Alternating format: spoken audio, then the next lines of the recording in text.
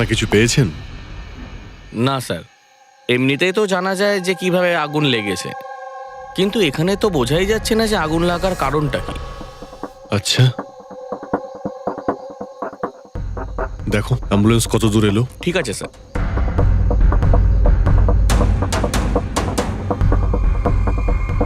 খুব বাজেভাবে ঝলসে গেছে। অদ্ভুত ব্যাপার, জানতেই পারা যাচ্ছে না যে আগুনটা কি করে লাগলো।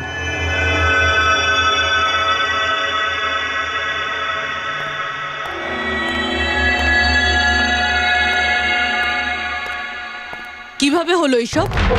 সবকিছু তো একদম ঠিক ছিল, জানি না আগুন কি করে লাগলো। এতজন মানুষের অভিশাপ তো লাগবেই, তাই না? এই কি বললে তুমি? আমি জানতে পেরেছিলাম স্যার যে দিলীপ স্যার কোনো কোর্টের কেসে ফেঁসে গেছিলেন। খুব বড়সড় কেস ছিল স্যার, কিন্তু কিছুদিন আগে ছাড়াও পেয়ে গেছিলেন। অনেকে এই নিয়ে রেগেও ছিলেন। আচ্ছা, এই ঘটনার সুযোগ নিয়ে কেউ ওকে মেরে দেয়নি তো?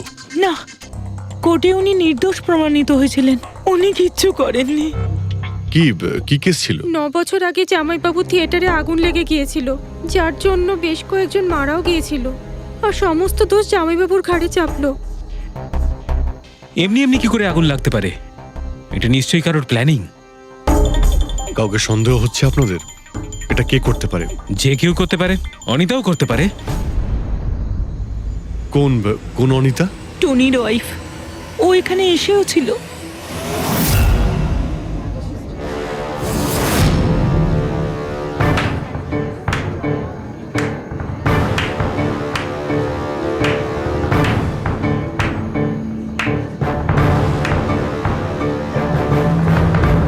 অনিতা, অন্য লোকের ঘর ভেঙে দিয়ে নিজের পরিবারের সঙ্গে এখানে ফুর্তি করা হচ্ছে। ভেরি গুড, ভেরি গুড, বাহ। কিন্তু একটা কথা মনে রেখো, ওই লোকগুলোর মতো তোমরাও ছটফট করে মরবে। সিকিউরিটি, এই চুপ, একদম চেঁচাবি না। বের করো একে বাইরে, বের করো। চলুন ম্যাম, বাইরে চলুন। আউট। মনে হচ্ছে তোদের কি পরিণতি হবে তা নিয়ে কোনো মাথা ব্যথা নেই। তোদের খারাপ সময় শুরু হয়ে গেছে, মনে রাখিস। তুই আমার টনির সাথে যা করেছিস না, মনে রাখিস এরপরে তুই আর বেশি দিন বাঁচবি না, শুনেছিস? তুই এই নিয়ে যাবে কে? তুই আর বাঁচবি না, নরকে যাবি তুই। আর তাকিয়ে দেখছো কি? নিয়ে যাবে কে? তোকে নরক যন্ত্রণা ভোগ করতে হবে, ছটফট করে মরবি তুই, মনে রাখিস। আরে যা।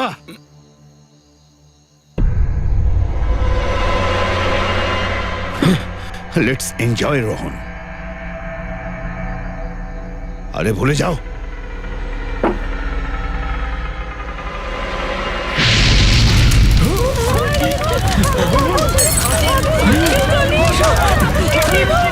দিলীপ আর রোহনকে যে কেসে ভাসানো হয়েছিল, সেই কেসেই কোর্ট টনিকে শাস্তি দিয়েছিল। আচ্ছা, কে কে জানতো যে আপনারা এখানে এই রেস্টুরেন্টে আসবেন? জানি না স্যার। আচ্ছা, দিলীপ বাবু আসার আগে এই চেয়ারের আশেপাশে কাউকে দেখেছিলেন? কোনো অচেনা কাউকে? না স্যার, কাউকেই দেখিনি স্যার। এই টেবিলটাকে রিজার্ভ করেছিল দিলীপবাবু ফোন করেছিলেন, বলেছিলেন যে আমাদের জন্য টেবিল রিজার্ভ করে রাখো। সবসময় এখানেই বসতেন, এই টেবিল এই চেয়ারেই। রেগুলার কাস্টমার ছিলেন আমাদের। কারোর আগে থেকে জানা ছিল যে দিলীপ এখানে এই চেয়ারে বসবে? স্যার, চেয়ারের আশেপাশে তেমন কোনো জিনিস নেই যা দিয়ে আগুন লাগতে পারে। এ তো অদ্ভুত ধরনের মিস্ট্রি। সিসিটিভি ক্যামেরা,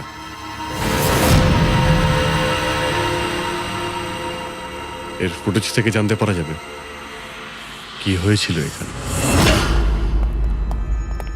ও মাই গড, এসব কিভাবে হলো? কে করতে পারে এসব? ওই করেছে যে দিলীপকে খুন করেছে প্রমাণ লোপাটের জন্য। আর যে কেউ কিভাবে এই মনিটর রুমে চলে এলো? তোমার সিকিউরিটি কোথায়? স্যার, এই রুমে সিকিউরিটির কোনো প্রয়োজনই হয় না। এর আগে এরকম কখনোই হয়নি স্যার। স্যার স্যার আমার মনে হয় না সিসিটিভি ফুটেজ ডিলিট করার মতো সময়ের কাছে ছিল। ও শুধু ভাঙচুর করেছে। যদি আমরা কোনো এক্সপার্টকে ডাকি স্যার, তাহলে সে হয়তো হার্ড ডিস্ক থেকে রিকভার করতে পারবে।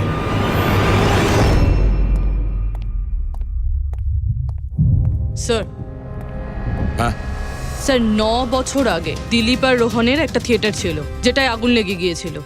এক্সিট এন্ট্রির দরজা বন্ধ থাকার কারণে 12 জন লোক আগুনে পুড়ে মারা যায়।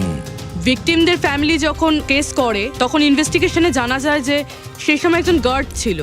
হ্যাঁ, টনি। হ্যাঁ স্যার। স্যার কোর্টে এটা প্রমাণ হয়ে গিয়েছিল যে টনি অনেক মদ খেয়েছিল, আর মদের নেশা সে এতটাই চুর ছিল যে ইমার্জেন্সি এক্সিটের দরজাও খুলতে পারেনি। হ্যাঁ, কিন্তু এই টনির স্ত্রী অনিতা এটা মানতে রাজিই নয় যে ভুলটা টনি করেছিল। স্যার শুধু উনিই নন, অনেক আর্টিকেল এবং নিউজ পেপারও কিন্তু কোর্টের সিদ্ধান্তের ব্যাপারে কথা বলেছিল। যখন এই ঘটনাটা ঘটেছিল তখন দিলীপ আর রোহনের বিরুদ্ধে সলিড এভিডেন্স ছিল, কিন্তু তারপর কেস চলতে থাকলো। 9 বছর হয়ে গেল। কিছু প্রত্যক্ষদর্শী বয়ান বদলে দিল, আর কিছু লোক বাইরে চলে গিয়েছিল। স্যার, দিলীপ আর রোহন নিশ্চয়ই টাকা আর ক্ষমতার অপব্যবহার করেছে, আর এই কথাটা নিশ্চয়ই টনি জানতে পেরেছিল। ওই হয়তো পাঠিয়েছে অনিতাকে দিলীপকে মারার জন্য।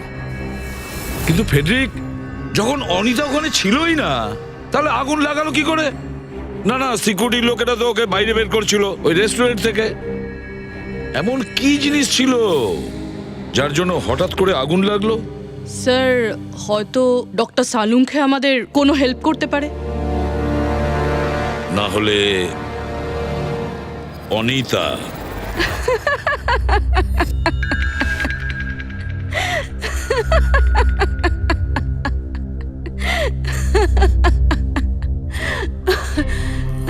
আপনারা তো অবাক হচ্ছেন কেন? আমার হাসি দেখে নাকি দিলীপের মৃত্যুর জন্য? দিলীপের মারা যাওয়াতে এত আনন্দ কিসের? আচ্ছা, আমি খুশি হব না তো আর কে হবে বলুন তো? কালকে রাত্রে রেস্টুরেন্টের থেকে বেরোনোর পর তুমি কোথায় গিয়েছিলে? জেলে আমার স্বামীর সঙ্গে দেখা করতে। ওয়ার্ডেনের কাছে সমস্ত রেকর্ড আছে, আপনারা চাইলে চেক করতে পারেন। সেটা তো আমরা করবই। আর এইটাও যে তুমি ওই আগুনটা লাগালে কিভাবে? কোনো কালো জাদু করেছিলে তুমি? দিলীপের গায়ে হঠাৎ করে আগুন লাগলো কি করে?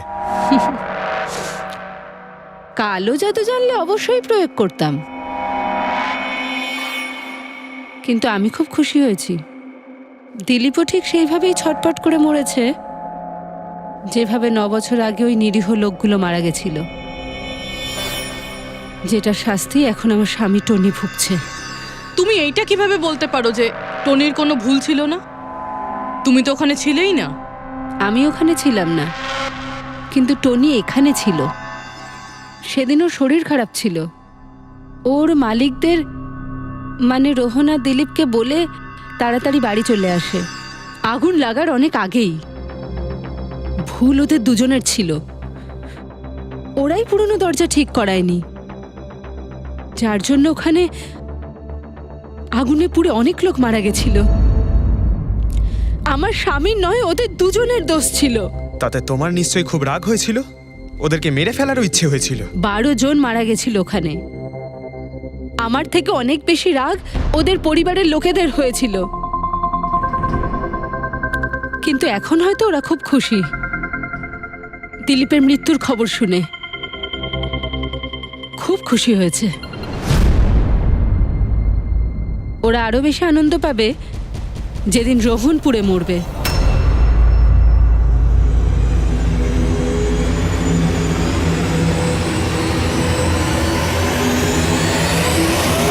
স্যার 42 জন আছে, ওই 12 জন ভিকটিমের কাছের আত্মীয় আর ফ্যামিলির লোকেরা মিলে। সাসপেক্ট বেশি আর সময় কম। স্যার, এই 42 জন লোকের মধ্যে সবার আগে সেই সমস্ত লোকেদের নাম সরিয়ে দিতে হবে যারা কালকে দিলীপের মৃত্যুর সময় শহরে ছিল না। স্যার 9 বছর হয়ে গেছে এই ব্যাপারটার। হয়তো অনেক মানুষ দেশ ছেড়েও চলে গিয়েছে, আর কিছু লোক হয়তো এই পৃথিবীতেই আর নেই। তারপরেও খোঁজ তো নিতে হবে। দেখো কজন শহরে ছিল যখন দিলীপের মৃত্যু হয়।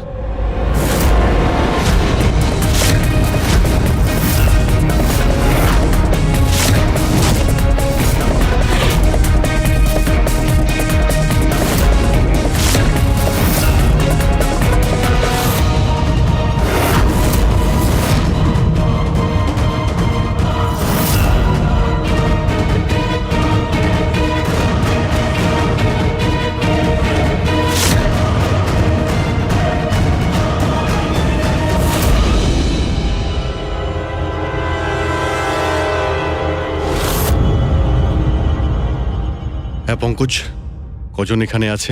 27 জন স্যার, যারা সেই সময় শহরে ছিল, আর ওদের দিলীপকে মারার কারণও ছিল। ঠিক আছে, সবাইকে বিউরোতে ডাকো। দেখা যাক ওরা নির্দোষ হওয়ার। ফিল্ম একাই দেখতে গিয়েছিলেন? সেই দিন আমি বিজি ছিলাম, তাই উনি একাই চলে যান। কালকে রাত্রে কোথায় ছিলে তুমি? স্যার আমি আমার বন্ধুদের সঙ্গে ছিলাম। স্যার আমি পাসপোর্ট অফিসে গেছিলাম। ওই দুজনকে আমি এমনি এমনি ছেড়ে দেবো না। তো কি করেছিলে তুমি? ভেবেছিলাম যে দিলীপের সাথে ফেস টু ফেস দেখা করব, আর ওকে জিজ্ঞেস করব যে তুমি এরকম কেন করলে। স্যার তারপরে আমি আমার বন্ধুদের সাথে বাড়িতে যাই। আমি আমার ওয়াইফের সাথে মলে ছিলাম। স্যার আমার বন্ধুদের জিজ্ঞাসা করতে পারেন। স্যার যদি ওর সাথে আমার দেখা হতো তাহলে ও রেস্টুরেন্টে বেঁচে ফিরতো না। দিলীপ ওর কর্মের শাস্তি পেয়ে গেছে। আমি রেস্টুরেন্ট থেকে জানতে পারলাম যখন যে দিলীপের সাথে কি হয়েছে, তখন মনে শান্তি পেলাম স্যার। আর বাকি থাকলো রোহন, ও তার কর্মের শাস্তি নিশ্চয়ই পাবে। এবার এই 27টা নামের মধ্যে তাদের নামগুলো রেখে দাও যারা ঘুরিয়ে ফিরিয়ে উত্তর দিচ্ছিল, আর যারা নিজেদের উত্তর অনেক আগে থেকেই তৈরি করে রেখেছিল।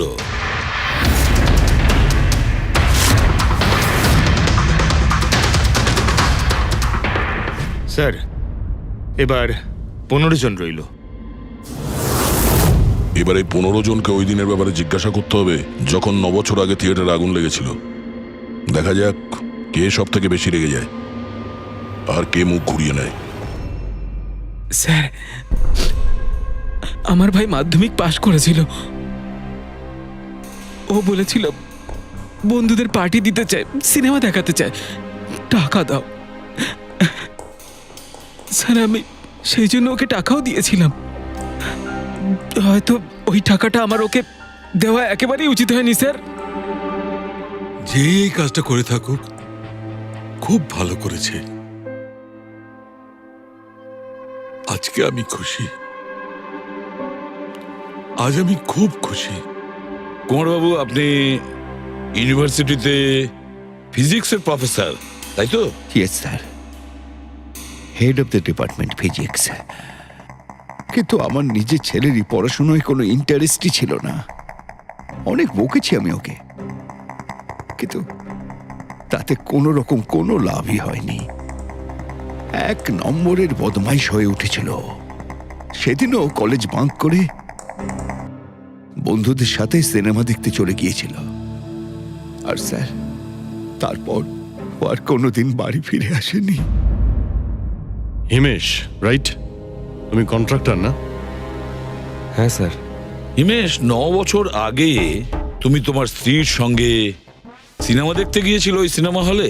আমাদের নতুন নতুন বিয়ে হয়েছিল, স্যালোনির সাথে সিনেমা দেখতে গিয়েছিলাম। ওর খুব খিদে পেয়েছিল,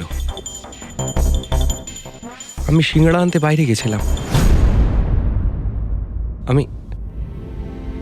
আমি ওখানে ফিরে গিয়ে দেখলাম ওখানকার দরজা লক হয়ে গেছে, আর ভেতর থেকে লোকেদের চিৎকার চেঁচামেচি শোনা যাচ্ছিল, আর খুব ধোঁয়া বেরোচ্ছিল ওখান থেকে। আমি স্যার দরজা খোলার অনেক চেষ্টা করেছিলাম, আমি খুব চেষ্টা করেছিলাম। আমি পাগলের মতো দরজায় ধাক্কা দিতে থাকি। সালোনি সালোনি সালোনি বলে আমি চিৎকার করতে থাকি, কিন্তু আমি কিচ্ছু করতে পারিনি স্যার। আমি কিচ্ছু করতে পারিনি, আমার সালোনিকে আমি বাঁচাতে পারিনি। ওখানে তো একটা গার্ডও ছিল না, টনি? ও কি দরজা খোলেনি? ছিল না স্যার। ওখানে কোনো গার্ড, মানে আর কাউকে দেখেছিলে তুমি? কেউ ছিল না স্যার, কেউ ছিল না। আমি 9 বছর আগে কোর্টে যে কথা বলেছি আজও তাই বলছি। যখন সিনেমা হলে আগুন লেগেছিল তখন টনি ওখানে ছিল না স্যার।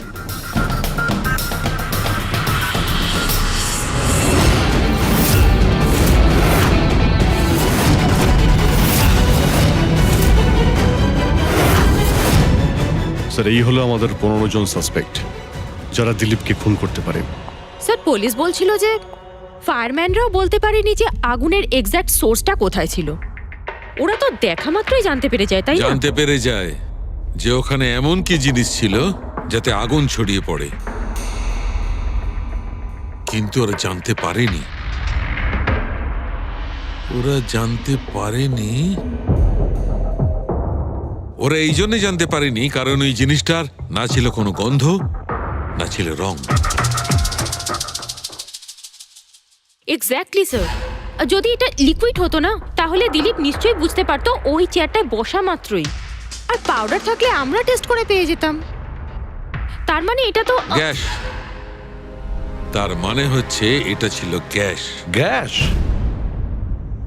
এই জন্য ওই ফায়ারম্যান জানতে পারেনি যে কিসের জন্য আগুন লেগেছিল।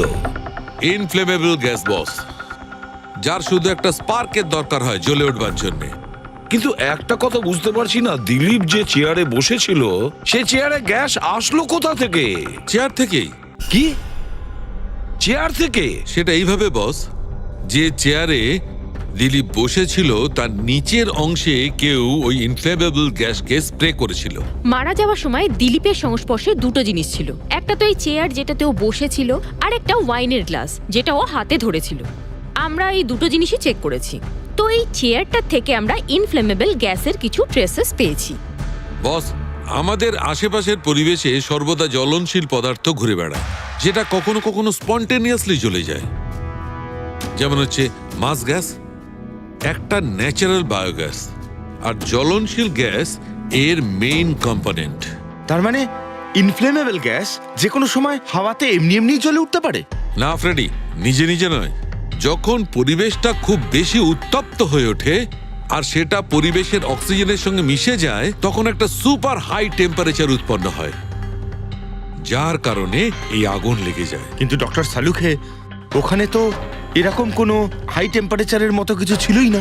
এক্স্যাক্টলি, এমন কোনো ডাইরেক্ট সোর্স ছিলই না যাতে তাপ উৎপন্ন হতে পারে। বস, এই জন্যে আমার মনে হচ্ছে খুনি কোনো এক্সট্রা ডিভাইস ব্যবহার করেছিল এই এত বেশি টেম্পারেচার উৎপন্ন করার জন্য। আর এই চেয়ারটা তো রেডিই ছিল, এর তো শুধু একটা স্পার্কের দরকার ছিল। কিন্তু স্যার, এভাবে কেউ হিট কিভাবে উৎপন্ন করবে? হ্যাঁ, করা যেতে পারে তো।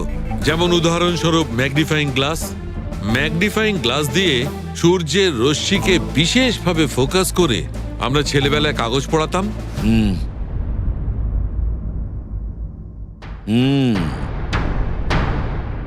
মনে হচ্ছে ওই রেস্টুরেন্টে আবার যেতে হবে, খোঁজ নিতে হবে কিসের থেকে আগুনটা লেগেছিল।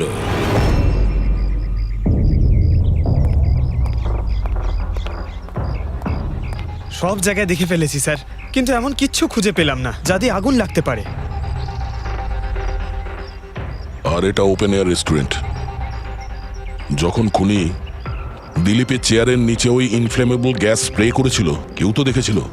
সেটাই তো, চেয়ারে হঠাৎই আগুন লেগে যায় আর দিলীপ পুড়ে মারা যায়। কেউ কিছু দেখেনি, আর না আমরা কোনো প্রমাণ পাচ্ছি। স্যার, ওই data expert CCTV footage recover করে ফেলেছে, আপনারা দেখতে পারেন স্যার। গুড। দয়া, তুমি গিয়ে দেখো, ততক্ষণ আমি এখানে দেখছি কিছু পাওয়া যায় কিনা। স্যার, দিলীপ আর ওর ফ্যামিলি আসার 15 মিনিট আগের ফুটেজ এটা।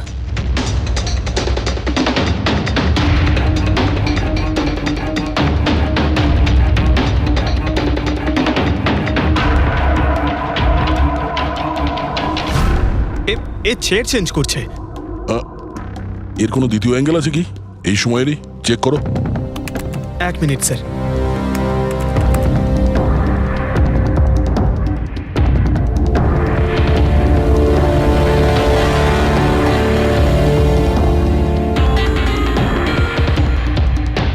ও চেয়ারটার সঙ্গে কি করছে? গ্যাস স্প্রে করছে নাকি? হ্যাঁ, ও নিজের চেয়ারে গ্যাস স্প্রে করলো, আর ও নিজের চেয়ারের সঙ্গে ওই চেয়ারটা বদলে দিল যেটাই দিলীপ বসতো।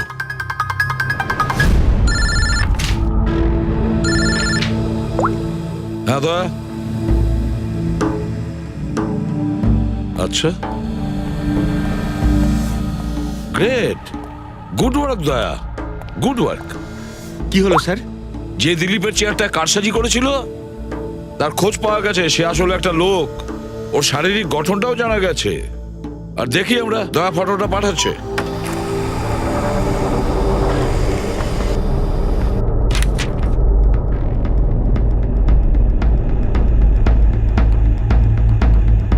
খুনি এই বাকি লোকগুলোর মধ্যেই কেউ একজন, এদেরই মধ্যে কেউ।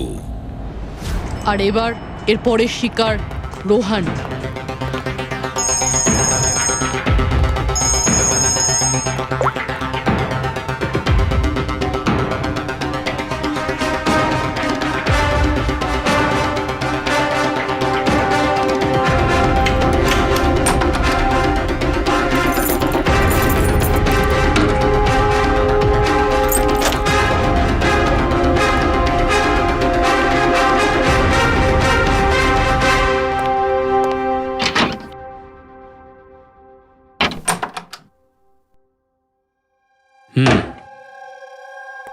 আমার মনে হয় কারোর আমার আর দিলীপের মুক্তিতে অসুবিধা হচ্ছে।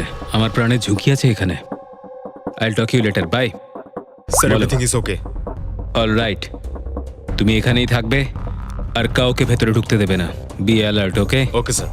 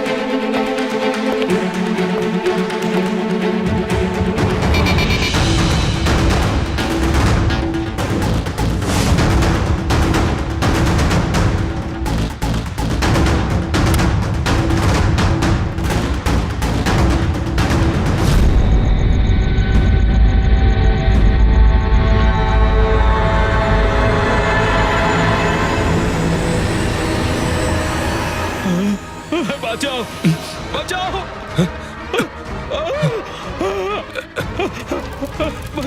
বাঁচাও, বাঁচাও, বাঁচাও ওকে, জল দাও, জল, বাঁচাও, বাঁচাও, বাঁচাও। স্যার, আসি স্যার, স্যার, স্যার এক মিনিট স্যার, স্যার বাঁচাও, স্যার বাঁচাও, জল, জল দাও, স্যার বাঁচাও, বাঁচাও।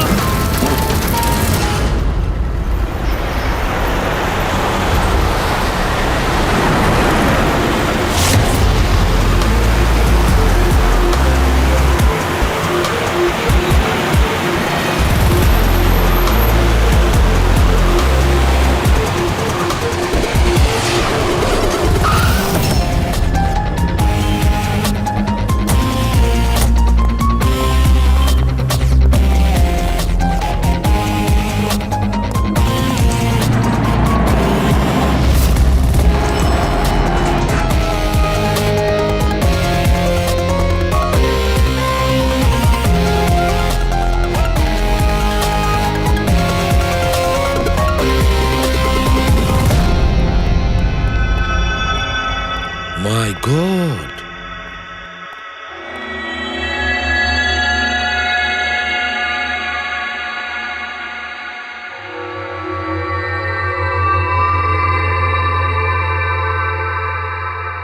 কি হয়েছিল এখানে আর কিভাবে?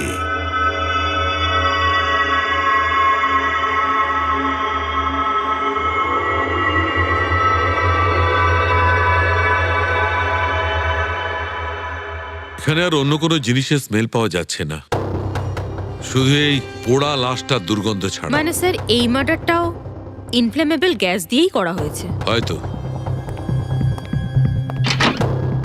এসব হলো কিভাবে? হ্যাঁ স্যার, আসলে আমি রোহন স্যারের বডিগার্ড। আচ্ছা, তাহলে আপনারা কোথায় ছিলেন যখন এসব হলো? স্যার, রোহন স্যার আমাকে বাইরে পাহারা দিতে বলেছিলেন। তার কিছুক্ষণ পরেই আমি ওনার চিৎকার শুনতে পেয়ে ওনার রুমের দিকে দৌড়ে আসি আর দেখি দরজার চারদিক থেকে ধোঁয়া বেরোচ্ছিল। আমি অন্য চাবি দিয়ে দরজা খুলে ভিতরে যাওয়ার পর দেখলাম যে স্যার ততক্ষণে রোহন স্যার পুড়ে গেছেন। আপনারাও কেউ কিছু জানেন না? অদ্ভুত ব্যাপার, রুমের মধ্যে কোনো সূত্র পাচ্ছি না, শর্ট সার্কিট হয়নি, পর্দাটা ভেতর থেকে বন্ধ, এই উইন্ডোজটা পার্মানেন্টলি ক্লোজড, কেউ বাইরে থেকে ভেতরেও আসতে পারবে না, আর বাইরে থেকে ভেতরে কোনো ভিউও নেই, কেউ দেখতেও পাবে না। তাহলে লোকটা মরলো কিভাবে? এটার থেকে আগুন লেগেছে বস।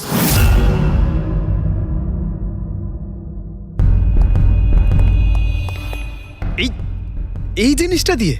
এটা কি স্যার? এটা হচ্ছে ফিলামেন্ট। ফিলামেন্ট?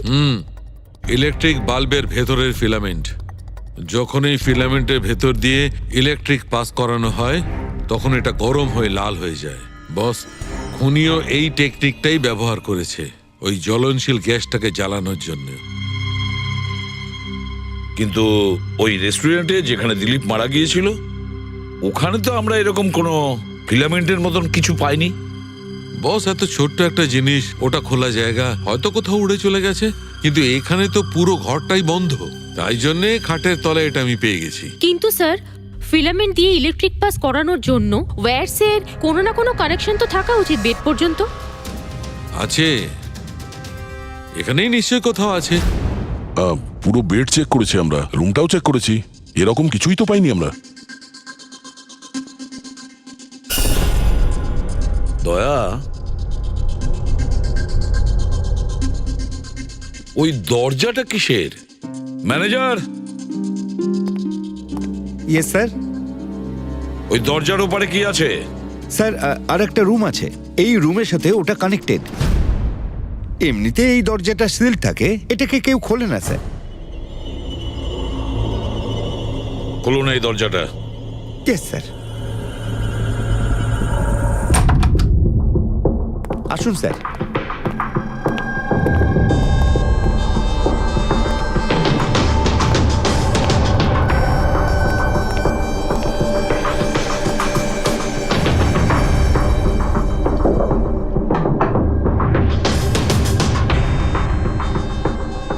আচ্ছা ম্যানেজার বাবু, কার রুম এটা? কে থাকে এই রুমটাতে? কোনো একজন গেস্ট স্যার, ডিটেলস চেক করতে হবে। দেখুন। Okay sir.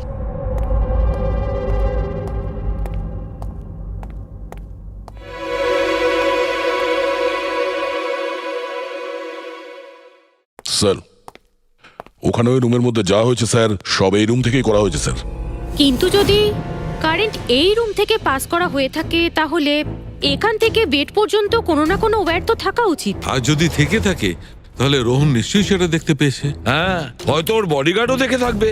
ডাকো তো ওর বডিগার্ডকে। আপনি এদিকে আসুন।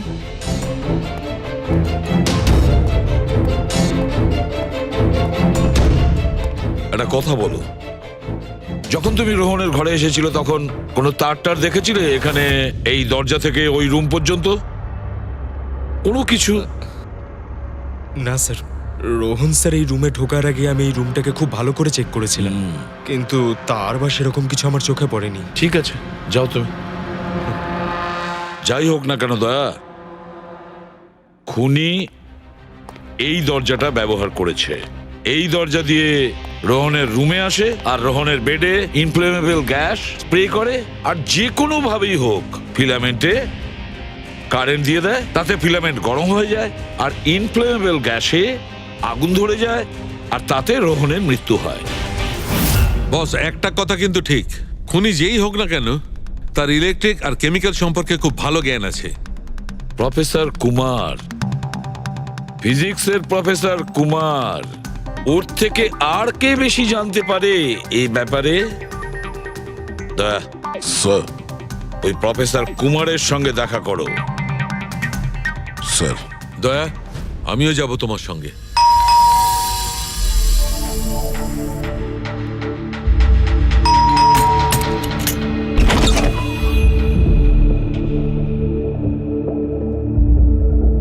প্রফেসর কুমার আছেন বাড়িতে? হ্যাঁ আছেন, কিন্তু আপনারা? সিআইডি। সিআইডি? সব ঠিক আছে তো স্যার? হ্যাঁ, ওনাকে কিছু জিজ্ঞাসা করার আছে। কোথায় উনি? বাইরে বাচ্চাদের পড়াচ্ছেন, আমি ডেকে আনছি। ঠিক আছে, ঠিক আছে, আমরা দেখছি।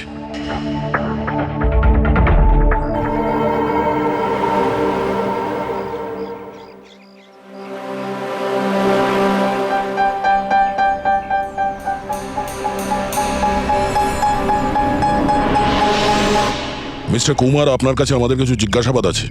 বলুন, কি জানতে চান? আপনি এটাকে চেনেন? এটা তো ফিলামেন্ট। গুড, ঠিক চিনেছেন আপনি। আপনি জানেন আমরা এই ফিলামেন্টটা কোথা থেকে পেয়েছি? সেটা তো আপনারাই বলতে পারবেন কোথা থেকে পেয়েছেন। রোহনের বিছানার নিচে। কাল রাত্রে রোহন ওই বিছানাতেই পুড়ে মারা গেছে। হোয়াট? রোহনও মারা গেছে? কাল রাত্রে আপনি কোথায় ছিলেন? রাত 9টা থেকে ভোর 3টে পর্যন্ত। আপনারা আমাকে সন্দেহ করছেন? এটা আমাদের প্রশ্নের উত্তর হলো না মিস্টার কুমার। কাল আমি সারা দিন আর সারা রাত্রি বাড়িতেই ছিলাম। কোনো প্রমাণ? আগে আমার কাজের লোক রামু আর বিকাশ, প্লিজ কাম হিয়ার।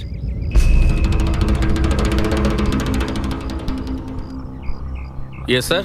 এনাদের বললো যে কাল কোথায় ছিলাম। স্যার আমাদের সবার এক্সট্রা ক্লাস নিচ্ছিলেন এই বাড়িতেই। কটা থেকে কটা পর্যন্ত? স্যার সন্ধ্যা 6টা থেকে ভোর 5:30 পর্যন্ত। সামনেই আমাদের এক্সাম, তাই আমরাই স্যারকে রিকোয়েস্ট করেছিলাম এক্সট্রা ক্লাস করানোর জন্য। ঠিক আছে স্যার, তুমি যাও বাবা। স্যার, আমার আরো 5 জন স্টুডেন্টস আছে যারা কাল সকাল 9টা থেকে 5:30 পর্যন্ত আমার কাছে ছিল। বলেন তো ওদেরও ডাকি? ঠিক আছে, এবার আমি যেতে পারি স্টুডেন্টদের পড়াতে? Please please. Thank you.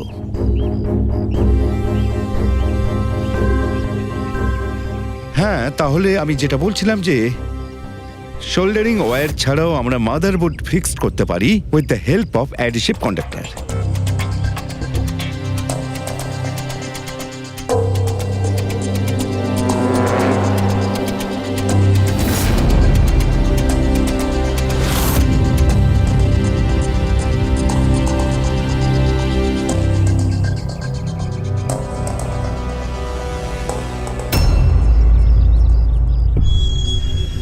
My god, my god! আরে ভাই, কি ব্যাপারটা? কি? আরে ভাই, এই ভুলটা আমি কি করে করলাম? কি গড, বুড়ো হয়ে গেছি আমি বুড়ো হয়ে গেছি। দয়া একটা কাজ করবে, 1 ঘন্টা পরে ফরেন্সিক ল্যাবে দেখা করো। একটা জিনিস দেখাবো। 1 ঘন্টা পরে। আরে ওই, হ্যাঁ বস, একটা কাজ করো, এই সুইচটা দিয়ে ওই বাল্বগুলোকে জ্বালাও। এই সুইচ দিয়ে? এই সুইচ দিয়ে? হ্যাঁ হ্যাঁ, এই সুইচটা দিয়ে। আরে এর মধ্যে কোনো কানেকশন দেওয়া নেই, কিভাবে জ্বলবে? তুমি প্রশ্ন করো না, কখনো কখনো আমার কথাটাও মেনে নাও। কখনো কখনো। এই অন করলাম। কই স্যার, কিছুই তো হলো না। হবে হবে। আরে কি হবে? কিছুই হবে না। হবে ভাই, বিলিভ মি, হবে। 1 মিনিট।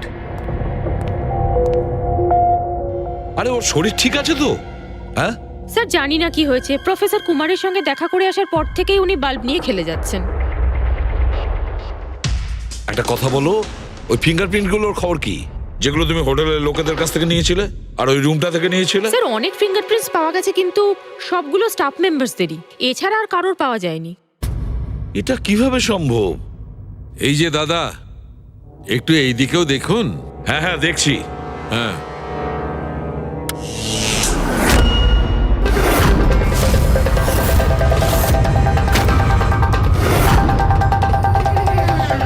আরে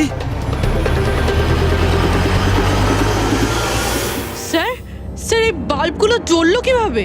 এ কি কাণ্ড করলেন ডক্টর সালুকে? কোনো তার ছাড়াই আপনি সবকটা বাল্ব জ্বালিয়ে দিলেন। কিন্তু ডক্টর সালুকে, এটা আপনি করলেন কিভাবে? এটা ঠিক তেমন ভাবেই হয়েছে ফ্রেডি, যেমন ভাবে খুনি করেছিল। ওই দিলীপের চেয়ারটাতে আর রোহনের বেডে। ম্যাজিশিয়ান সালুকে, এবার পরিষ্কার করে বলুন আপনি সব করলেন কিভাবে? কারেন্ট কি হাওয়া থেকে আসলো? হাওয়া থেকে আসেনি বস, তাহলে? কারেন্ট এসেছে ইলেকট্রিক পেইন্টের সাহায্যে। Electric paint? হ্যাঁ, ইলেকট্রিক পেইন্ট। আসলে ইলেকট্রিকের যে তার হয় সেটা মেটালের হয়। Metal is a good conductor of electricity, সেই জন্য কারেন্ট ওর মধ্যে দিয়ে পাস করে। ঠিক একই রকম ভাবে কিছু পেইন্টও আছে যেগুলোকে আমরা ইলেকট্রিক পেইন্ট বলি, আর এটাও গুড কন্ডাক্টর অফ ইলেকট্রিসিটি। এর মধ্যে দিয়েও ইলেকট্রিসিটি পাস করতে পারে। অদ্ভুত ব্যাপার হলো এটা যে কোনো কালারের সঙ্গে মিশে যায়, যেটা খুব সহজে যে কোনো ব্যাকগ্রাউন্ডে মার্জ হতে পারে। ও, এই কারণেই আমরা হোটেলের রুমে আর রেস্টুরেন্টে কিছু দেখতে পাইনি স্যার। এক্স্যাক্টলি দয়া। খুনি আসলে হোটেলের রুমের আর রেস্টুরেন্টের ফ্লোরের দুটোর কালার এই কালারের সঙ্গে ম্যাচ করেছে, এই জন্য আমরা দেখতে পাইনি। তার মানে ইলেকট্রিক কারেন্ট, এই ইলেকট্রিক পেন্ট, এটা কি খুব সহজেই পাওয়া যায়? হ্যাঁ, পাওয়া যায়। আসলে এটা ইলেকট্রিক সোল্ডারিং আর রিপেয়ারিং এর কাজে লাগে। আর এটা সবচেয়ে বড় বিশেষত্ব হলো যে এটা সাধারণত খালি চোখে এটা দেখা যায় না, শুধুমাত্র ইনফ্রারেড লাইটেই এটা দেখা যায়। আমি দেখাচ্ছি।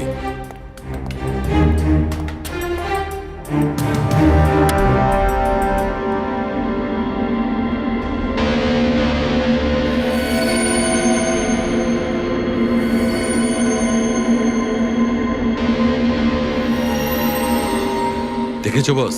হ্যাঁ, খনিও ঠিক এইভাবেই ইলেকট্রিক পেইন্টের ব্যবহার করেছে আর এই সার্কিট তৈরি করেছে।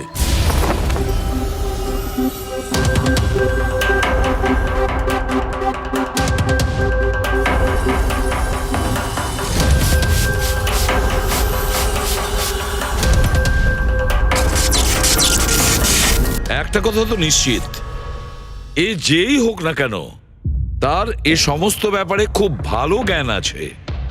কিন্তু স্যার, এদের মধ্যে খুনিকে ওই প্রফেসরের সঙ্গে তো কথা বলে নিয়েছি স্যার, ও তো না, এই বংশী।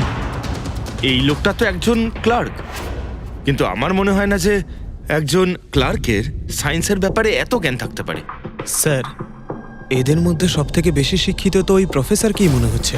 এটা এমন কেউ হতে পারে যেটা প্রফেসরের মতো ইন্টেলিজেন্ট নয়, অথচ এই ব্যাপারে অনেক কিছুই জানে।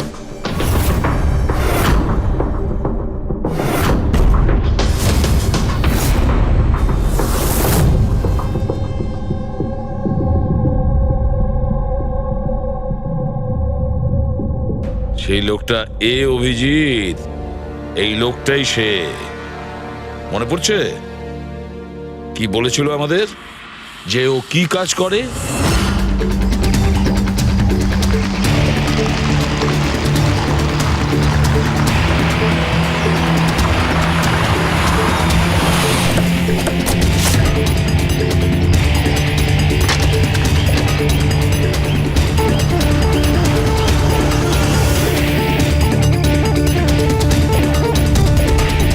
যাওয়া যাক শ্বশুর বাড়ি।